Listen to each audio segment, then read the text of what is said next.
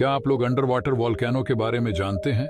ये एक ऐसा वॉल्केनो होता है जो समुद्र के नीचे जमीन के अंदर होता है, और ये जब फटता है तो उसमें से गर्म लावा और गैसेस बाहर निकलते हैं। इससे समुद्र के इकोसिस्टम में चेंज आता है और मैरीन लाइफ को भी इफेक्ट करता है, जिससे कि इनको ग्रोथ और अपॉर्चुनिटीज मिलती है और इनकी बायोडाइवर्सिटी भी इंक्रीज होती है। और अगर बात करें रिलीज होने वाले लावा और गैसेस की, तो ये दोनों समुद्र में न्यूट्रिएंट्स और मिनरल को लेकर आते हैं। और इसके साथ ही अंडर वाटर वॉल्केनोस के स्टडी से हमें समुद्र के जियोलॉजिकल प्रक्रिया के इवोल्यूशन के बारे में भी कुछ सीखने को मिलता है।